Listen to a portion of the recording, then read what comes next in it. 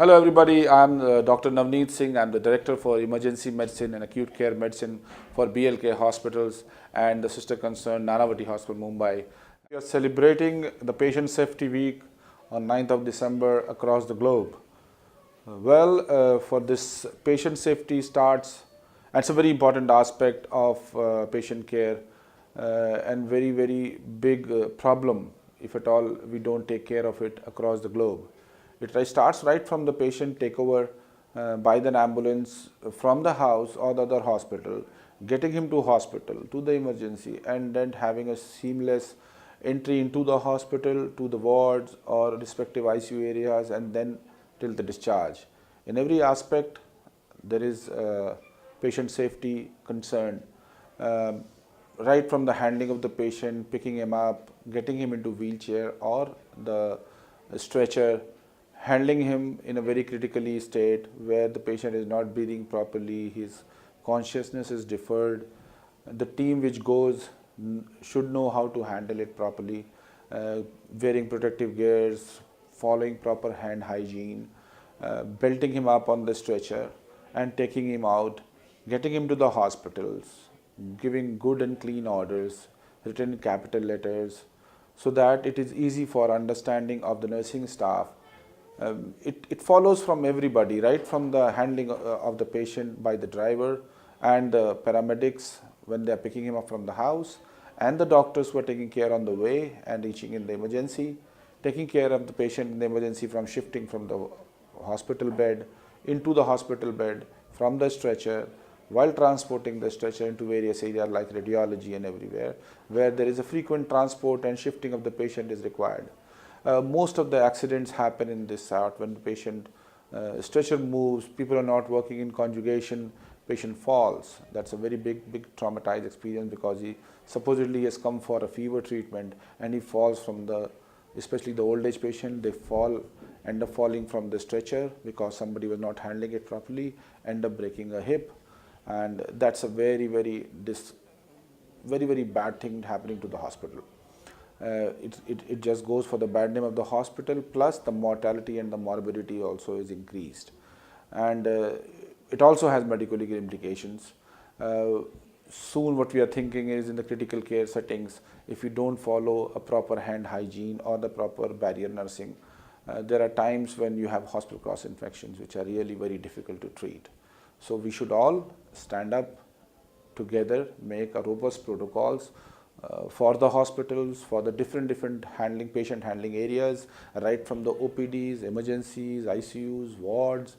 It just contains everything, right from the shifting of the patient to delivering the healthcare in a proper manner, giving antibiotics, following all the medical orders, and discharge of the patient. So very good counseling is required, wherein all the hospital staff is trained to handle patients in various areas in various different way.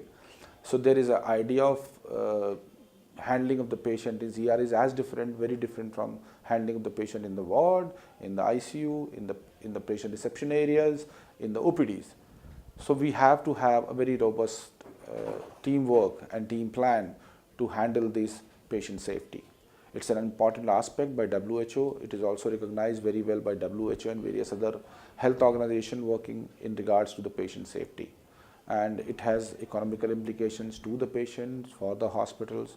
So we should all gear up together, make it a very big success. And it is a continuous dynamic process wherein we keep on doing it, and keep on doing it. More and more we exercise, do mock drills of handling of patients, following different codes, more beneficial it will end up for the hospital as well as for the patient.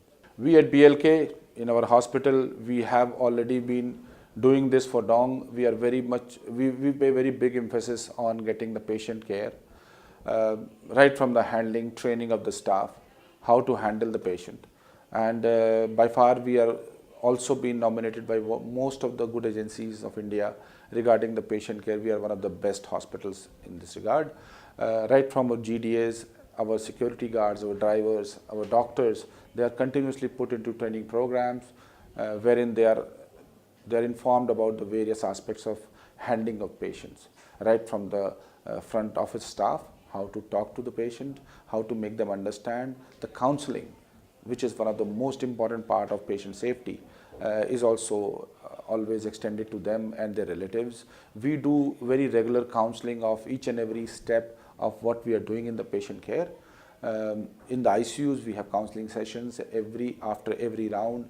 We tell them what we have done in last 24 hours, what is the future plan, and how the patient will proceed from there on. And same happens with the emergency. We have good counseling people, right from the HOD directors and the doctors involved actively with the patients, informing them about what is the diagnosis, probable diagnosis, what is the scope of treatment, and what further plan we will take care of that, and how will we take care of the patient. Same, while transferring the patient to the wards from the emergency to the radiology department, is taken care, always escorted by a doctor who always guides the support staff to do the efficient patient transport. We follow barrier nursing methods.